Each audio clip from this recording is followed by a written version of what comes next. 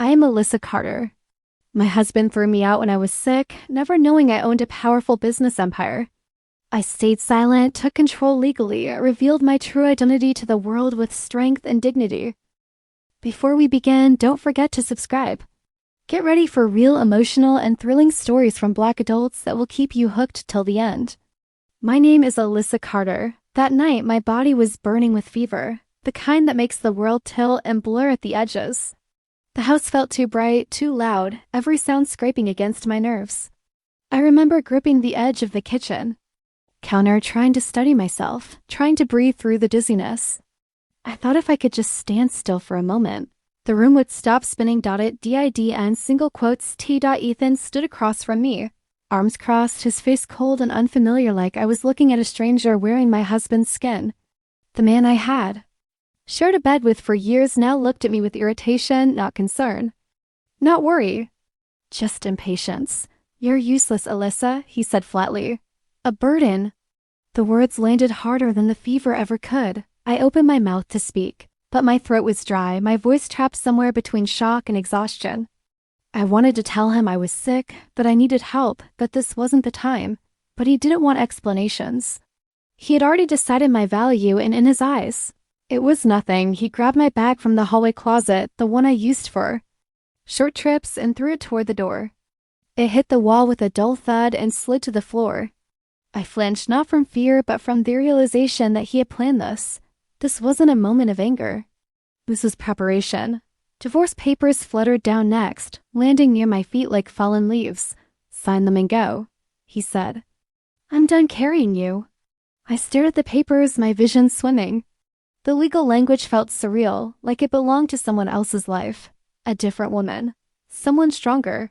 Someone who wasn't shaking from fever and disbelief. I'd given years of my life to this man. I had supported him, stood beside him, shrunk myself so he could feel bigger. And now, at my weakest moment, he was pushing me out as if I were an inconvenience he could finally discard. He laughed, then a short, sharp sound that cut deeper than shouting ever could. You'll never survive without me, he said, opening the door. Cold air rushed in, brushing against my skin. You don't even know how the world works. I wanted to scream. I wanted to cry. Instead, I stood there, silent, my hands clenched into fists at my sides. Not because I agreed with him, but because something inside me was breaking open, rearranging itself. I picked up the bag slowly, my movements heavy, deliberate. Every step toward the door felt unreal, like I was watching myself from a distance. As I crossed the threshold, I paused. For a second, I thought about turning back, about begging him to reconsider, about reminding him of the vows he once made, but I didn't, because in that moment, something shifted. He thought my silence meant defeat. He thought the lack of tears meant I was empty. What he didn't know, what he couldn't see, was that silence was the only thing holding me together. The door closed behind me with a final click. I stood outside in the night air, my breath fogging in front of me, my body trembling. The fever still raged, but beneath it, something else was growing, something steady, something sharp. I had loved Ethan once. Truly, I had believed in us. But love has a way of blinding you to truths you don't want to face. That night, the blindfold came off. He saw a sick woman standing on the porch with a bag and nowhere to go. What he didn't see was the mind behind the silence, the plans, the patience, the strength he had mistaken for weakness. As I walked away from that house, each step felt like the end of something.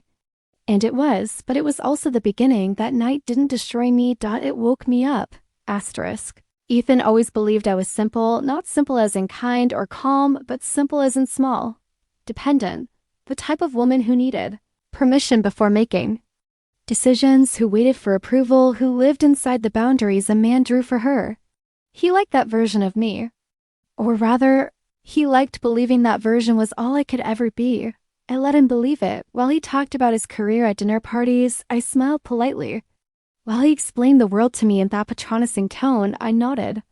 When he asked why I spent so much time reading, researching, disappearing into my hobbies, I told him I was just trying to keep my mind busy. He never asked the right questions. What Ethan never knew was that after earning my degree in biochemical engineering, I didn't stop learning. I didn't settle into comfort. I built something quietly. Carefully and far from his line of sight, I founded Carter Blackwell Holdings. Not in a flashy office. Not with announcements or social media posts. I started with a rented lab space, late nights, and a vision that refused to leave me alone. I understood molecules the way some people understand language. I knew how skin absorbed, how cells reacted, how precision could change outcomes. I wasn't just creating products, I was solving problems. Medical-grade skincare came first. Formulas designed to repair, not just mask. Tested, refined, stripped down to what actually worked. Then came luxury. Wellness products built on the same science but wrapped in elegance. No empty promises, no shortcuts. Just results. I didn't attach my face to the brand. I didn't put my name on interviews or packaging. Every contract, every acquisition, every negotiation was handled through layers, lawyers, directors, shell. Companies. My signatures existed, but only in shadows. Power doesn't always announce itself. Sometimes it waits, while Ethan slept beside me. Unaware, I was closing deals across time zones. While he complained about bills, my accounts grew. While he thought he was the provider, I was building a structure so solid it could carry entire industries. My monthly net profit reached $1.2 million. And still, he never noticed, because men like Ethan don't see what they don't believe in. To him, I was the woman who didn't work, who had too much free time, who wouldn't survive on her own. He measured worth in loud success, invisible power, and dominance. He never understood the strength of restraint. I watched him closely over the years. Not with suspicion at first, but with awareness. I learned how easily his respect turned into entitlement, how comfort turned into control, how love in his mind, my ownership. So I adapted. I spoke less, shared less. I allowed him to feel important, necessary, and superior. Not because he was, but because it cost me nothing to let him believe it. My silence wasn't submission. It was a strategy. There were moments I almost told him. Moments when I imagined his reaction: shock, pride, fear. But something always stopped. Me, a quiet voice reminding me that some truths are safer when kept private. I wasn't hiding because I was afraid. I was waiting to see who he really was. Waiting to see how he would treat me when I no longer served his ego. Waiting to see what he would do when life demanded empathy instead of control. And then I got sick. And he showed me everything I needed to know. When Ethan threw me out, he believed he was cutting off my support system. He thought he was ending my stability, my safety, my future. In his mind, I was a woman with no income, no protection, no power. The truth was far simpler and far more dangerous. He wasn't abandoning me. He was stepping out of the illusion that had been protecting him. He thought he was the one providing. For me. In reality, I'd been tolerating him. The hospital room was quiet in a way that felt unnatural. Machines hummed softly around me, tracking my heartbeat, my temperature, my oxygen levels, numbers rising and falling like they were trying to decide how much of me was still there.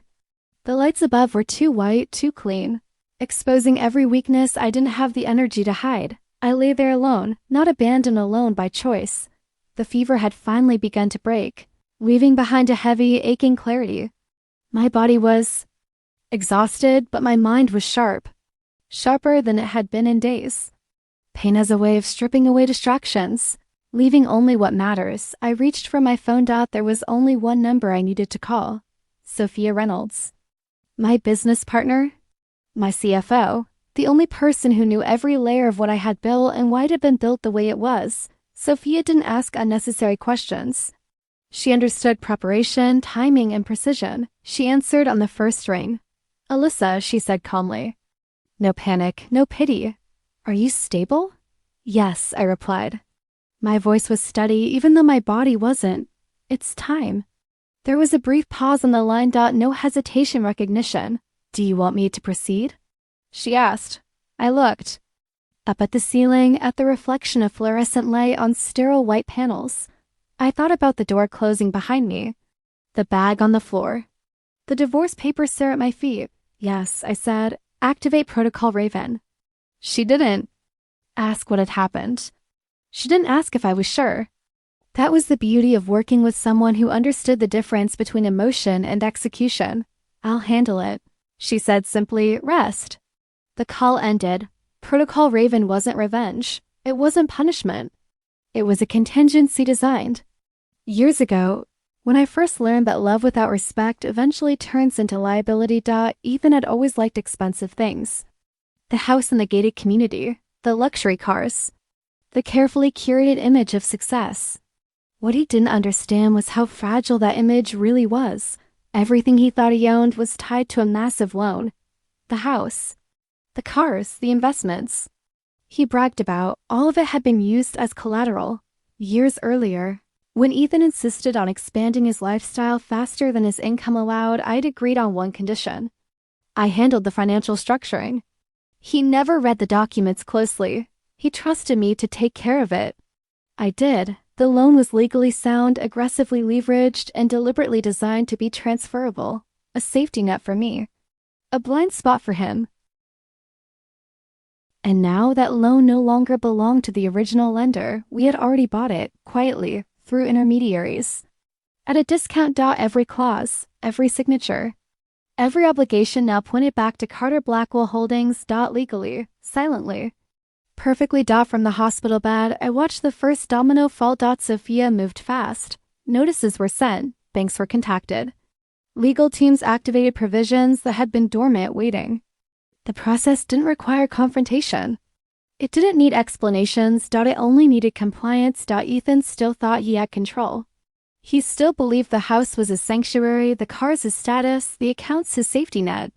He didn't realize that ownership is often an illusion, one maintained by paperwork people never bothered to read. By the time he noticed something was wrong, it would already be too late. I closed my eyes and let out a slow breath.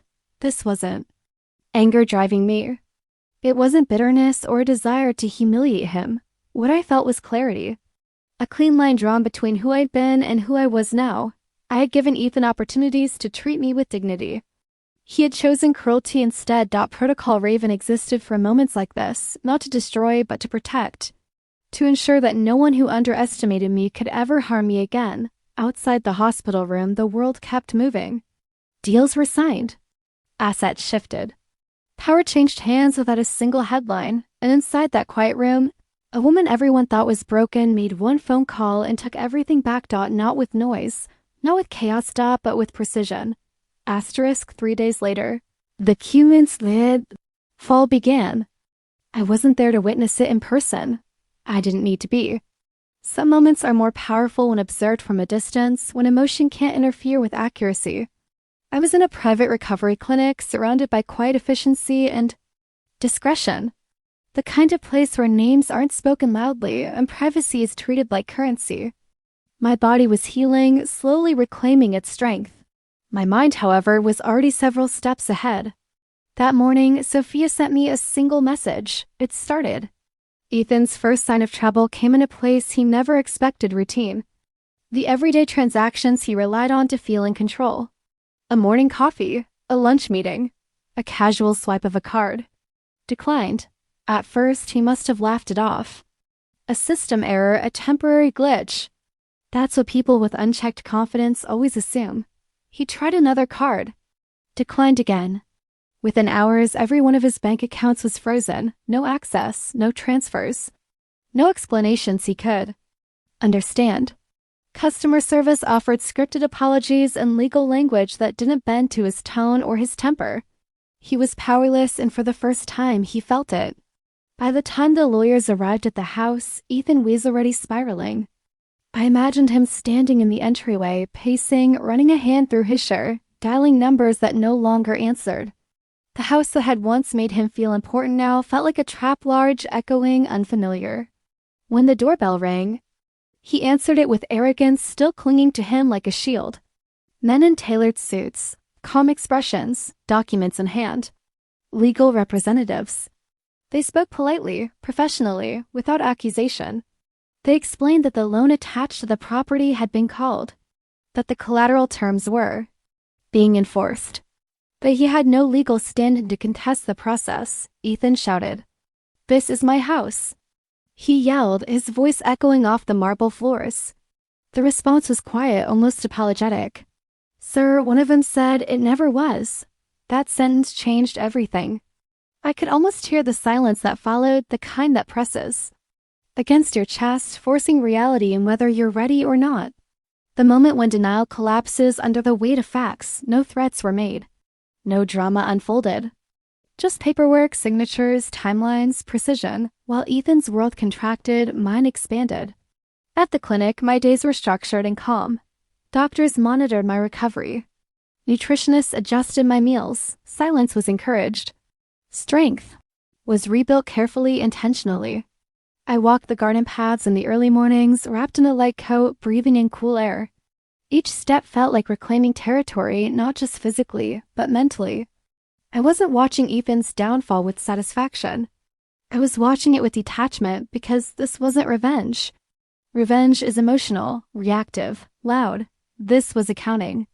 Every consequence Ethan faced was the result of decisions he had made, documents he had signed, assumptions he had never questioned. I hadn't created his downfall. I had simply stopped protecting him from it. Sophia kept me updated in brief, factual messages. Assets secured, access revoked, legal compliance achieved. Nothing unnecessary, nothing personal. Ethan tried to reach me, of course, calls went unanswered. Messages piled up, shifting in tone from rage to confusion to desperation. I didn't read them, I didn't need to. My silence wasn't cruelty. It was closure. As my strength returned, so did my clarity. I understood now that power doesn't always come from confrontation. Sometimes it comes from preparation. From knowing when to step back and let systems do what they were designed to do. Ethan had built his identity on the illusion of ownership. I had built mine on structure, and structure always wins. By the time the sun set on the third day, his life no longer belonged to him. And mine finally belonged to me. Ethan still believed he could save himself. After the house, after the frozen accounts, after the quiet humiliation of lawyers walking through what he thought was his kingdom, he clung to one thing, the belief that his job would protect him. Work had always been his armor. His title. His proof that he mattered. He told himself that as long as he still had that office, that salary, that authority, everything else was temporary. He was wrong. From the recovery clinic, I watched the final illusion unravel, not with anticipation, but with inevitability. Because long before Ethan started panicking, Carter Blackwell Holdings had already moved. Months earlier, we had begun acquiring shares in his company, slowly, quietly, through layered investment vehicles that never raised suspicion. The stock purchases were spread across regions, firms, and time. Nothing dramatic, nothing traceable to me. By the time Ethan noticed instability in his personal life, we already held a controlling interest. Ownership is a strange thing. People think it's loud announced with headlines and celebrations. In reality, it often happens in silence, with spreadsheets and signatures behind closed doors. Ethan went into survival mode. He stayed late at the office. He volunteered for projects. He smiled too much in meetings, laughed too quickly at jokes that weren't funny. He called contacts he hadn't spoken to in years, trying to secure support. Reassurance, leverage. He didn't realize the ground beneath him had already been reassigned. The board meeting was scheduled for a Tuesday morning, routine, mandatory, nothing that raised an alarm. Ethan walked in wearing confidence, like a suit he believed still fit. He took his seat, nodded at colleagues, and opened his laptop. He had no idea that every face around the table already knew what was coming. The meeting began as usual: financial updates, projections, compliance reports. Then a new item appeared on the agenda: executive restructuring. Ethan frowned, confused but unconcerned. Restructuring happened all the time. He assumed it meant changes beneath him, not above. Then the vote was called. The numbers were clear. The decision was unanimous. He was terminated effective immediately. No shouting. No accusations, no dramatic confrontation. Just a signature. At the bottom of a document slid across the table toward him. He tried to speak, tried to argue, tried to remind them of his contributions, his years of service, his importance. The room remained calm, almost gentle. This wasn't personal. It was corporate. Security escorted him out, not roughly, not cruelly, but firmly. His access badge was deactivated before he reached the elevator. His email was slicked before the doors closed. In a matter of minutes, the last pillar of his identity collapsed. I imagined him standing in the parking lot afterwards, holding a box of belongings that suddenly felt meaningless. A framed certificate, a branded mug, business cards that no longer represented anything. This was the kind of crime no one warns you about, the kind without blood, no sirens, no police tape, no courtroom drama. Just systems doing exactly what they were designed to do. At the clinic, I sat by the window and watched sunlight move across the floor. My body felt stronger now, my hands are steady, my breath is even. I felt no rush of victory, only quiet confirmation. Power doesn't need cruelty to be effective. Ethan's downfall wasn't caused by malice. It was caused by ignorance, by believing the world was simpler than it is, by assuming control without understanding structure. He thought success was about visibility. I knew it was about leverage. Sophia sent me the update with her usual restraint. Termination complete. No complications. I closed my eyes for a moment, not in relief but in acknowledgement. This chapter was nearly finished. Ethan had once told me I would never survive without him. Now, stripped of home, money, and purpose, he was learning a truth far harder to accept. You don't need blood to destroy a life. Sometimes all it takes is a signature.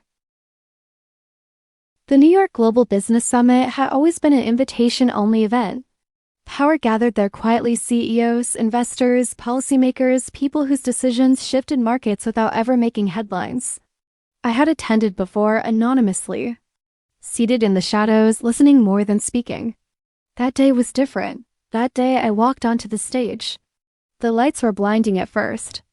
A soft murmur rippled through the audience as my name appeared on the giant screen behind me. I could feel hundreds of eyes searching my face, trying to place me, trying to understand why I mattered. I stood still until the room settled. My name is Alyssa Carter, I said, my voice steady, clear.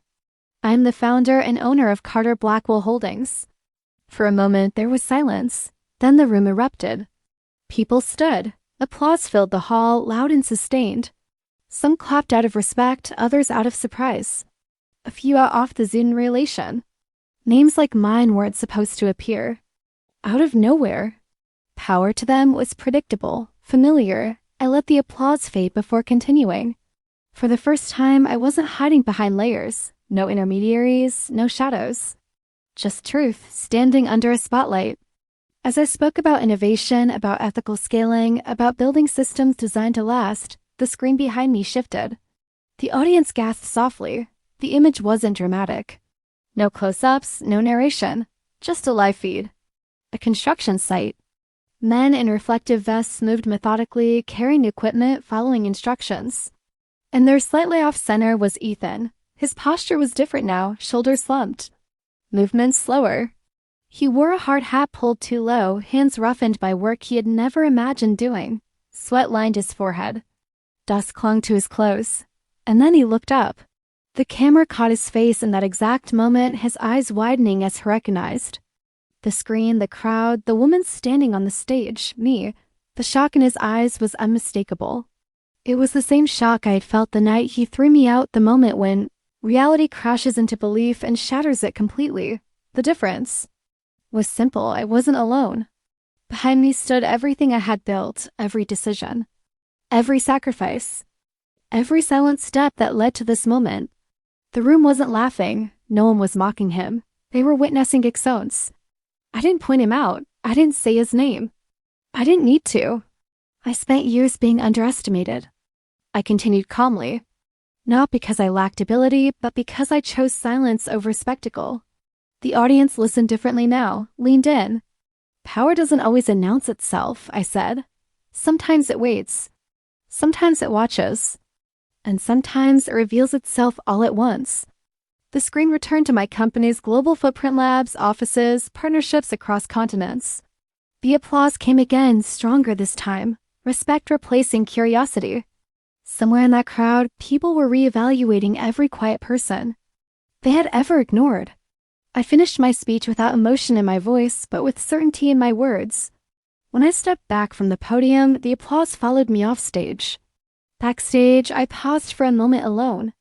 I thought about the woman I had been, the one standing on a porch with a bag and nowhere to go. The one told her she would never survive. I felt no bitterness now, no anger, only alignment. Ethan would go home that night exhausted, his body aching, his pride shattered. He would replay the moment again and again, wondering how he had missed the truth so completely. I would go home too, but to a life I had earned. The world had finally seen me. Not as someone's wife, not as a dependent shadow, but as exactly who I had always been. And this time, there was no door left for anyone to close behind me. I stepped back toward the microphone one last time. The room was already quiet, but this was a different kind of silence. The kind that waits, not the kind that ignores. Hundreds of faces watched me, no longer curious, no longer skeptical. They were listening now. I wrapped my fingers around the mic and spoke. Never confuse silence with weakness. The words didn't echo because they didn't need to. They landed exactly where they were meant to. For years, silence had been Yarmore. People had mistaken it for submission, for fear, for lack of ambition. They thought that because I didn't announce myself, I didn't exist. Because I didn't argue, I didn't understand. Because I didn't fight loudly, I wasn't fighting at all. They were wrong. I wasn't standing on that stage because I had survived something. I was standing there because I had designed something. I am not a victim, I continued, my voice steady but unyielding. And I am not a survivor. Those words mattered. Victims are defined by what was done to them. Survivors are defined by what they escaped. Neither of those labels fit me.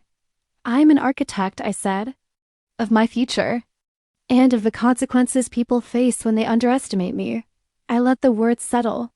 Somewhere in the city beyond those walls, Ethan was ending another long day. His hands were sore. His body exhausted. His pride, once his greatest possession, was reduced to silence. He had called me weak. He had called me disposable. He had called me a sick dog and pushed me out into the night. What he never understood was that I wasn't sick in the way he believed. I wasn't fragile, I wasn't broken, I was contained. Every decision I had made, every risk I had taken, every moment I had chosen patience over reaction had been deliberate. I had learned early that power doesn't belong to the loudest voice in the room. It belongs to the one who controls the structure of the room itself. When someone shows you who they are, I said, believe them, and then decide what that information is worth. The audience didn't clap. They didn't interrupt. They stayed still, fully present. I was given a choice, I continued, to break or to build. I built. I built systems that didn't depend on approval. I built protection where trust had failed. I built quietly because noise attracts. Attention, and attention invites interference. I chose silence not because I was afraid to speak, but because I understood the value of timing. I stepped back from the microphone. That should have been the end. But before I walked away, I turned once more, meeting the eyes of a room full of people who now understood something they hadn't before. The woman you underestimate today, I said, may be the one who owns your world tomorrow. Then, I let go of the mic. The applause wasn't immediate. It built slowly, rising from understanding rather than excitement. It was respect, earned, not requested. As I left the stage, I didn't feel triumphant. I felt complete. That night, alone. In my hotel room overlooking the city, I stood by the window and watched the lights stretch endlessly into the dark. I thought about the version of myself who had once believed love required shrinking, who had mistaken tolerance for loyalty. That woman no longer existed, Ethan knew now. Not through confrontation, not through revenge, but through consequence. He knew exactly which woman he had pushed out the door. And I knew exactly who I was. I wasn't broken by the night he tried to end me. I was introduced to the woman who would never be hidden again.